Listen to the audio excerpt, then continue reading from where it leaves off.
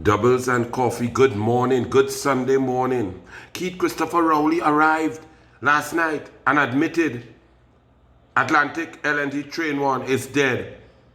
He admitted that his government, his cabinet, Small Pin, took a decision to tell the board to keep investing, to try and keep Atlantic Train 1 going in light of all evidence from the majority shareholders that they were not going to have gas for that Atlantic train, that they were not going to further invest in that train, that they're going to mothball it and shut it down. They had no interest in it. But Keith Christopher Rowley and Stuart Smallpin Young instructed the board to invest 440 million of your tax dollars that they're telling you, don't go in the Nagar, don't waste your money on Carnival, even though there no Carnival, because you have to pay property tax. They need the tax. You must pay the tax. And they waste $440 million.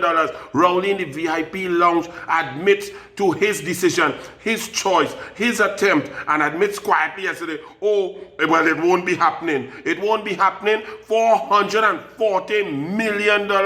And that's why the board was asking for indemnity, because it was Rowley's decision, Cabinet's decision, Smallpin decision, the PNM decision to try and keep it going. And now they say, oh, it's dead. It's dead. But you, the taxpayers, spend $440 million thrown down the drain, flushed down the toilet, but they come in to tax you and you can't get hamper. And if you're on social welfare and you get two hamper, you are a fraud and you are double dipping, and they're handing out food card in Tobago.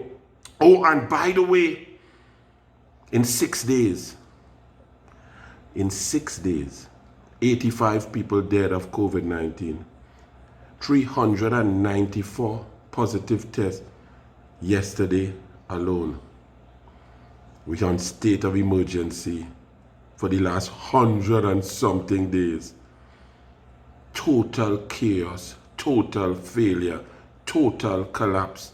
And Rowley come to tell all you, oh, at the end of the month, we will not be renewing the state of emergency.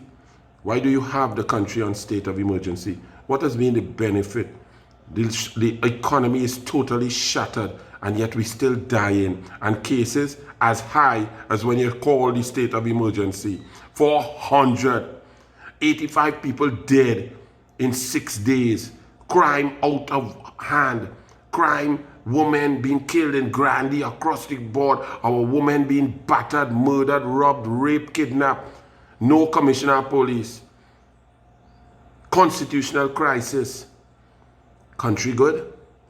That's what happens when you elect a total blithering idiot. Good morning on a Sunday. What can I say?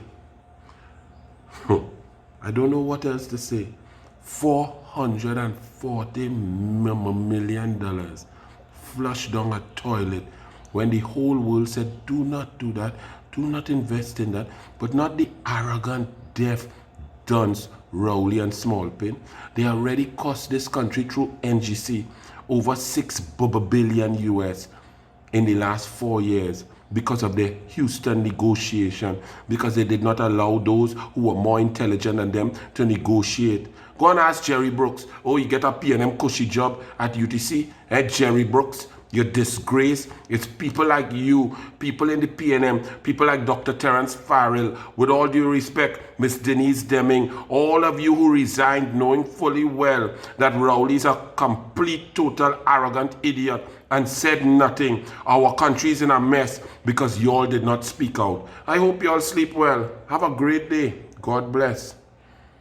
As a government would have done, and we continued to give hope for the breathing of life into Train 1 until the doctor said it's dead.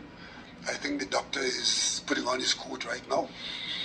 And we had the kind of discussions where with BP and Shell, particularly BP, the largest gas producer, where it is initially government relied, when we extended the life of Train 1 for 5 years, and BP was engaged in an infill drilling program, we anticipated a positive outturn.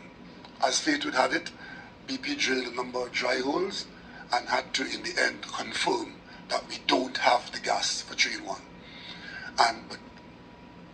but we are a 10% shareholder. We spent some money to keep that option.